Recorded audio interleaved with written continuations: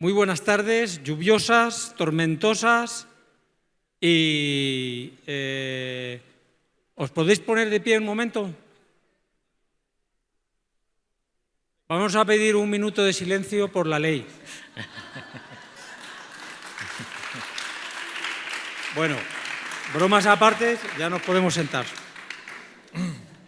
Bueno, esto, como comprenderéis, está previsto desde hace mucho tiempo y os cuento muy por encima de cómo estaba el tema de la ley, pero muy por encima.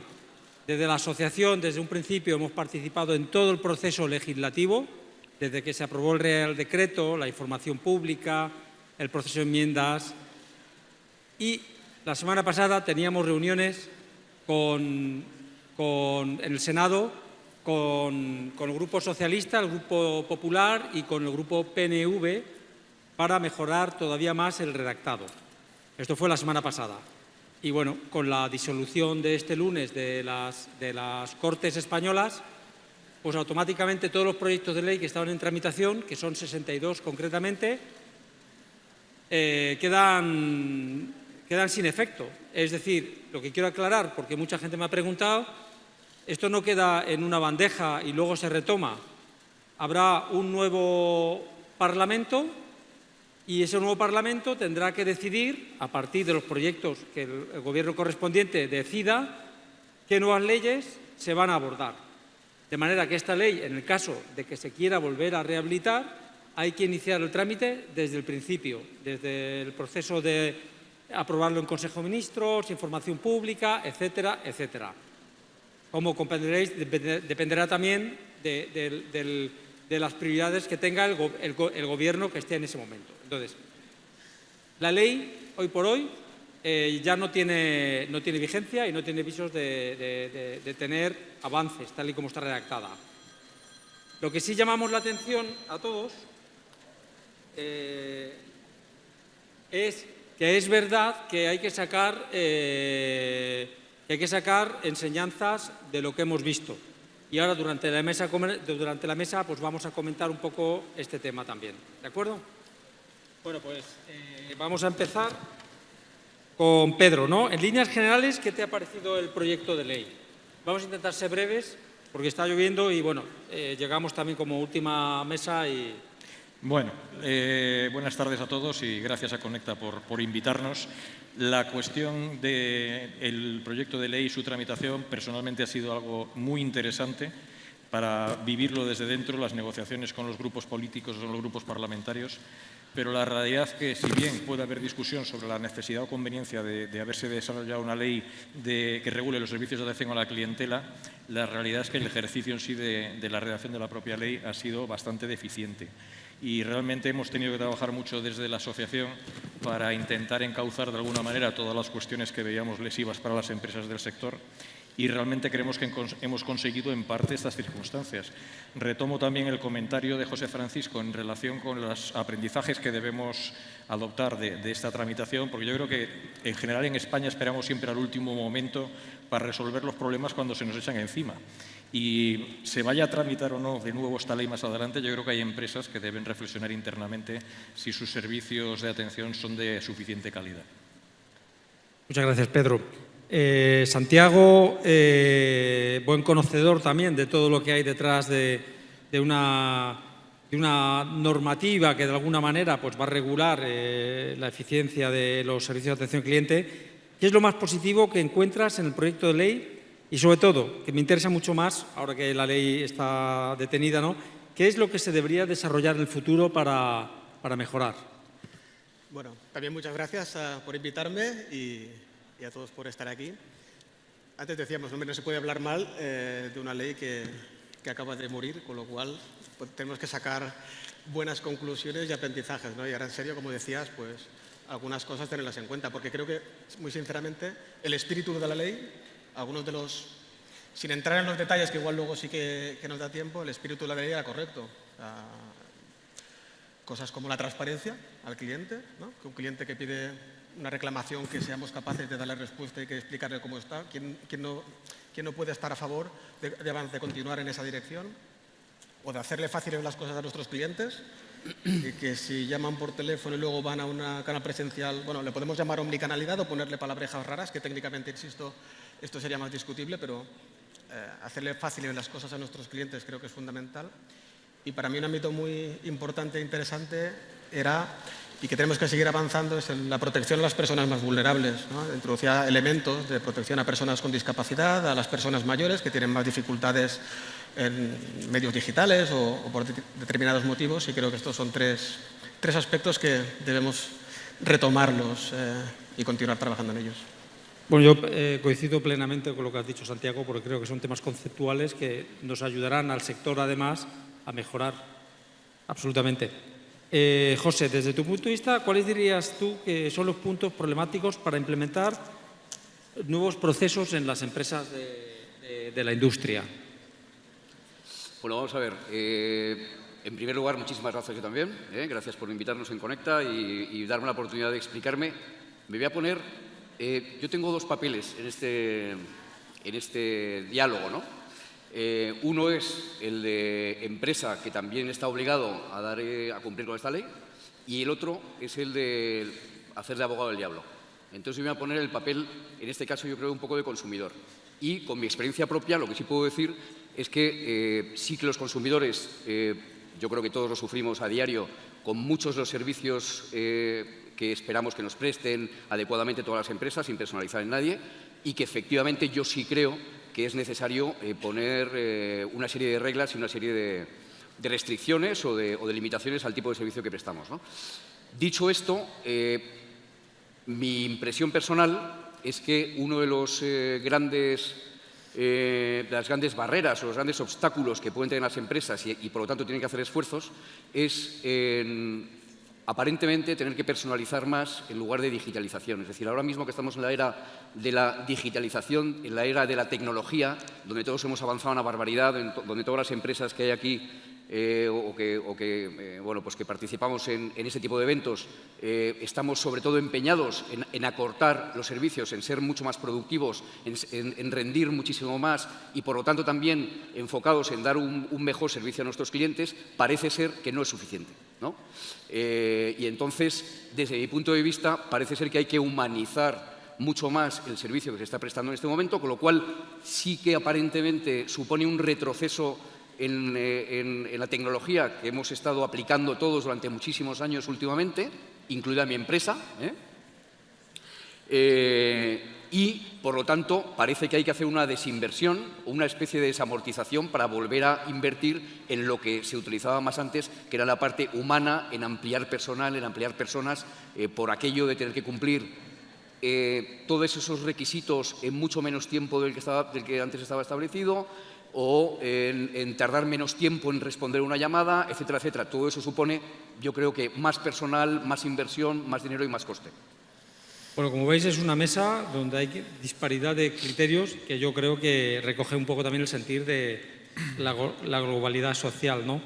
Pedro, tú que conoces bien la ley porque te la has trabajado mucho desde la asociación, ¿qué elementos o qué aspectos, aunque sean conceptuales, rescatarías tú de cara a una posible regulación futura, sabiendo que nuestro criterio es que el propio sector se autorregule, ¿no? Pero, ¿qué rescatarías? A ver, más que rescatar, incluso yo lo que haría sería incorporar cuestiones que hemos demandado desde la asociación.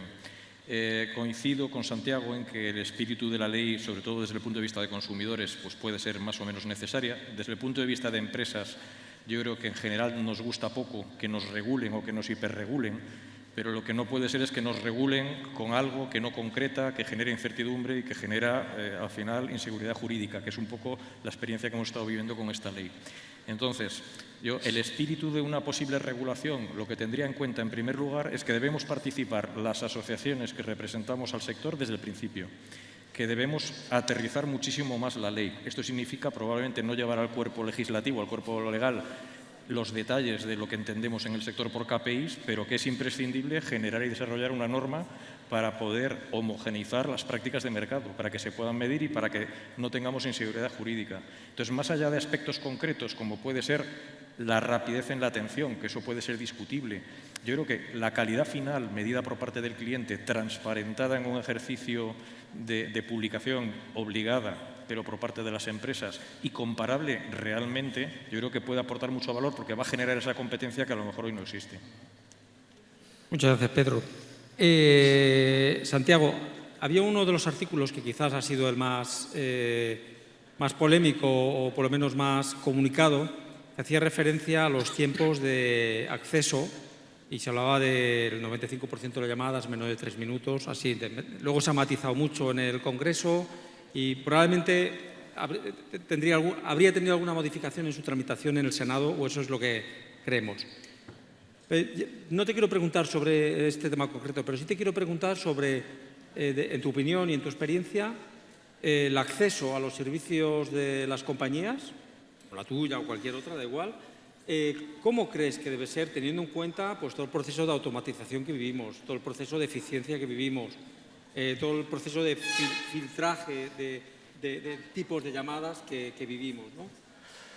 Bueno, es difícil contestar esa pregunta de una forma o concreta o general, porque cada empresa, y aquí habrá representadas muchas, por su sector, por su tamaño, no es lo mismo el mundo de los servicios posiblemente que una empresa de productos, va a tener diferentes objetivos y va a ver las métricas de forma diferente, con lo cual dar una respuesta general y una respuesta válida para todos creo que es difícil, y creo que uno de los puntos que, enlazando con lo que comentaba Pedro, que habría que escribir mejor posiblemente es tener en cuenta todas estas particularidades, ¿no? De hecho, lo cual, claro, desde Renfe estamos trabajando, porque vemos claramente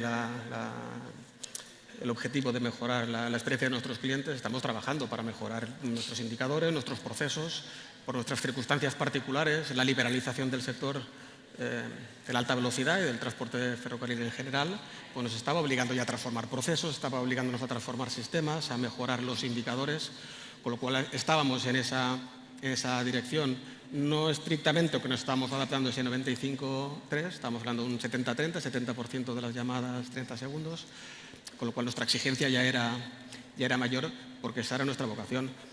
Y luego a nivel muy particular nuestros retos muy concretos podían ser pues cómo absorber, ante una interrupción del servicio, por ejemplo, cómo absorber miles y miles de llamadas, ¿no? que puede provocar, o este tipo de situaciones, ¿no? que también era un tema delicado, y cómo atender esas particularidades, que en nuestro caso puede ser ligado al transporte ferrocarril, pero que cada empresa tiene sus momentos y sus situaciones, una utility, una telco, y una empresa pequeña, que esto, digamos, el abanico ya sería muchísimo mayor, pues tendrá sus...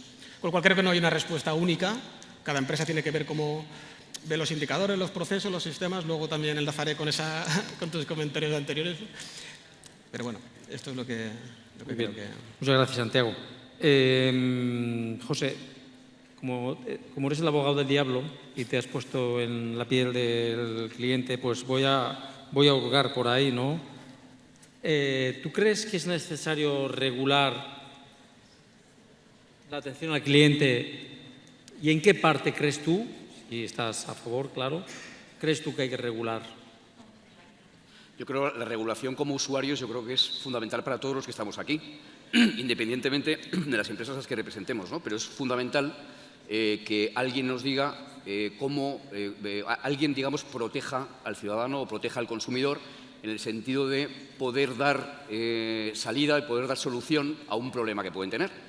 El problema, me imagino, que es poder cumplir con exactamente los requisitos que en este momento quiere imponer la ley. Si son más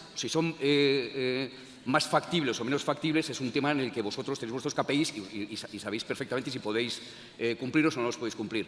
Pero yo como consumidor sí me doy cuenta, por ejemplo, de que no sé si estáis todos de acuerdo conmigo, pero gran parte de las veces que quieres contratar un servicio nuevo es facilísimo, ¿no? En cualquier ámbito, en el esencial y en el no tan esencial. Y sin embargo, cuando necesitas que te devuelvan ese importe, o necesitas que te revisen una factura, o necesitas... ¿Cuántas veces me he encontrado con ciertos servicios, no digo que en todos, pero con ciertos servicios, es que usted no es premium y entonces no tiene acceso a un número de teléfono, por ejemplo, ¿no? Pero yo no sabía que tenía que ser premium, yo contraté este servicio y ahora ¿con quién tengo que hablar? No, con este chatbot que se llama Alicia, no tengo ni idea, o me da igual, o Paloma, ¿no? O quien sea.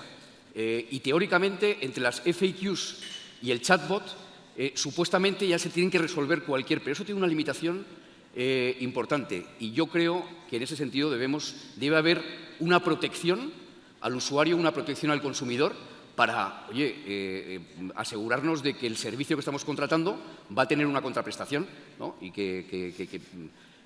Y no entro, por supuesto, en si esto es demasiado o es demasiado poco o es tal. A mí me da la impresión de que algunos son demasiado estrictos, pero yo creo que sí que tiene que haber una regulación. Pedro, insisto otra vez, tú que lo has conocido desde muy dentro todo el proceso, siempre nos sorprendía de que muchas de las cosas que se intenta regular ya se hacen por defecto en las compañías, porque las compañías quieren dar el mejor servicio posible para fidelizar a sus clientes, ¿no? ¿Qué crees tú que deberíamos de hacer como sector, por intentar ser constructivos, ahora que no está la ley, qué crees que deberíamos de hacer para favorecer esa, entre comillas, autorregulación de una industria como la nuestra? Me vas a permitir la broma que va con cierto tono serio, que es asociarse a la Asociación Española de Expertos en Relaciones con Clientes. Fundamentalmente es tener un sector potente. Yo creo que una de las cuestiones más importantes que hemos vivido en estos meses de intensa actividad con la ley es que hemos tenido un salto en notoriedad, que también ha tenido un efecto arrastre en nuevas altas en la asociación, que de alguna manera redunda en el beneficio precisamente de que representamos de manera activa al sector en los foros donde hay que estar, y concretamente en este que es el legislativo. Entonces, un sector fuerte, que además en nuestro caso la asociación, como bien lo conocéis los que estamos dentro, representa a los tres roles de las compañías que de alguna manera formamos el círculo virtuoso de la atención al cliente. Las compañías que tienen clientes finales, las que prestan servicios de BPO y contact center, y las empresas de tecnología y consultoría. Ahí está representado todo el sector. Entonces, una asociación fuerte que tenga capacidad de diálogo, que tenga credibilidad ante el legislador, si no llegar a una autorregulación, que yo creo que eso ya está superado precisamente por cuestiones que se han comentado aquí, porque no en todos los sectores, pero sí hay empresas que abusan de la relación con el cliente en la parte más de atención, digamos, postventa. La realidad es que si tenemos que volver en algún momento a tener una legislación, debemos cocinarla desde dentro con los que sabemos, que somos nosotros, y coger ese espíritu que desde alguna manera el ámbito legislativo impulsa y convertirla en algo que sea realizable, que sea medible, que sea auditable, porque si no esto es un sin Dios, me perdonáis la expresión. Yo creo que esa sería la fortaleza que tenemos que aportar desde el sector. Muchas gracias, Pedro. Santiago, la verdad es que, y tengo que reconocerlo, tras la lectura de la ley y todo el proceso, a todos nos ha hecho tener un proceso de reflexión sobre qué tenemos que hacer para mejorar. Es como, oye, nos pasó la pandemia, nos adaptamos y tal, y luego ha venido la ley y a todos, oye, nos ha removido, ¿qué hacemos? De hecho, al principio de la ley se hablaba de limitar las automatizaciones, es decir, cosas como que iban en contra de lo que pensábamos que era el futuro, ¿no? En el fondo, esto es como una segunda oportunidad también. Dices. Entonces, ¿qué oportunidades ves tú en el mundo de la atención al cliente con todo el tema de la digitalización y con lo que hemos visto con la ley? Yo creo que la ley hay que dejarla ya de lado, ¿no? Pero siguen surgiendo oportunidades. A ver, oportunidades claro que hay muchas. En un mundo tan cambiante como el que estamos, hay muchas incertidumbres, muchos retos, muchos problemas, pero también se abren oportunidades para todas las empresas. Trato de contestar a esto también recogiendo algunos de los comentarios que hacías, ¿no? REF está en un entorno muy regulado, con lo cual no estamos en contra de la regulación. Como empresa pública tenemos regulación por todas partes, pero lo importante realmente es la del cliente, independientemente de ser una empresa pública y demás. Con lo cual ese reto que nos dan los clientes de esa queja, ¿no? del servicio, pues tienes una oportunidad para mejorar. Renfe seguro que hace muchas cosas muy mal, pero la vocación la tenemos de atender a nuestros clientes y realmente creo que, insisto, podemos hacer las cosas mal muchas veces, sin duda, pero tenemos esta idea de aprovechar las oportunidades y seguir mejorando. La parte tecnológica, decías digitalización, yo creo que en general muchas veces se ha visto la digitalización como digitalización es robotización, es ahorro de costes. lo cual está bien y, insisto, en nuestro caso concreto, en un entorno liberalizado, pues, o cualquier empresa en un entorno totalmente privado, pues seguro que quiere ahorrar costes. Pero esto tiene que ser también una oportunidad. El otro día leía por LinkedIn un comentario de una persona que aprecio mucho que decía: tenemos que aprovechar la tecnología para facilitar aquellos trámites que no aportan y mejorar las conversaciones. Yo creo que se puede tener un equilibrio entre una tecnología que nos ayude a automatizar y a reducir costes, pero mejorar las conversaciones, hablar con nuestros clientes, aportarles valor, fidelizarlos. No sé, es como una combinación entre tecnología y corazón, bits y personas, robotización y humanización, con lo cual muchos retos, dificultades, pero también oportunidades de seguir mejorando. Y aquellas empresas o aquellos departamentos que la atención al cliente se vea como un tema de costes y echo al cliente para que no me moleste y que no llame, que tiene un coste muy elevado, pues vamos a verlo como una oportunidad de escuchar a nuestro cliente, de hablar con él, fidelizar. Estupendo. Bueno, ahora si alguien tiene una pregunta que la piense, y ahora le dejaré. Me pidió Eva que hablara del artículo 66.1 de la Ley de Telecomunicaciones. ¿De acuerdo? Entonces, voy a ser muy breve también, porque también son buenas noticias. Es decir, sabéis que el año pasado, creo que fue el 29 de junio, si no me equivoco, se aprobó la Ley de Telecomunicaciones. No sé si hay muchas compañías aquí de telco, pero ha habido cierta confusión porque muchas empresas pensaban que afectaba a todas las empresas. Y no, no es así. Y en su artículo 66.1, en esta ley, a raíz de una enmienda, la 211 creo que es, de Esquerra Republicana, que se incorporó en el último momento, se limitaba la posibilidad de hacer llamadas comerciales sin consentimiento expreso. Eso, pues imagináis lo que ha podido generar en el mundo de las telcos, pues tal y cual es la dinámica del modelo de negocio de las compañías, ¿no? Bueno, así se aprobó y había un año para adaptarse a este tema, ¿no?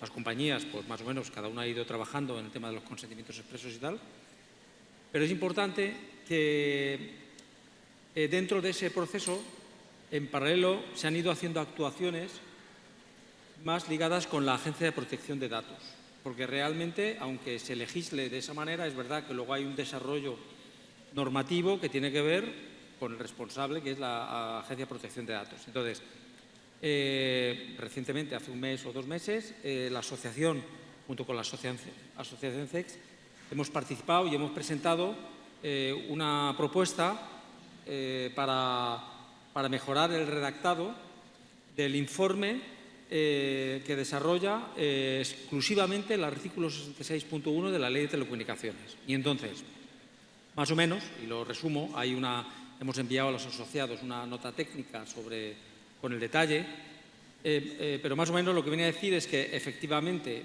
el consentimiento expreso es una condición necesaria, pero el reglamento de la Agencia de Protección de Datos abre una nueva vía de legitimización que permite también realizar llamadas comerciales cuando hay un interés legítimo por parte de la compañía. Y traduce el interés legítimo, más o menos, es un poquito más extenso, pero para resumirlo mucho, si ya has sido cliente de una compañía, ya hay un interés legítimo.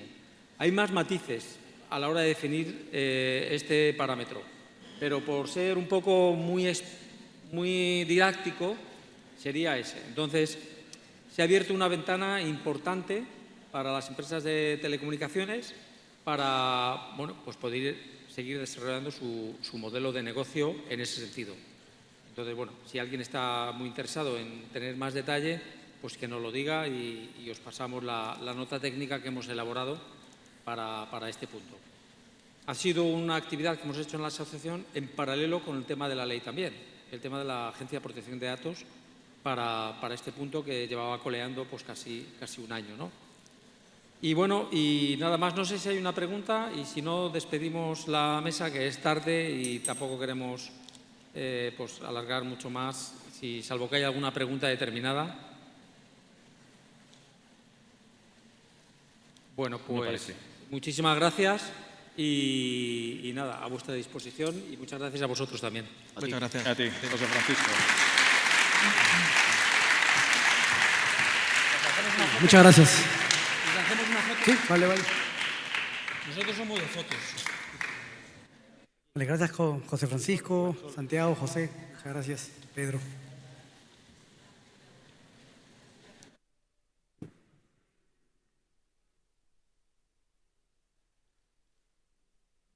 Bueno, muchas gracias. Muchas gracias.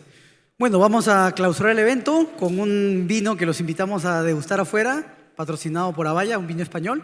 Muchas gracias por su participación. Espero pues que hayan disfrutado de este día y nos vemos en el Expo Contact del próximo año. Muchas gracias.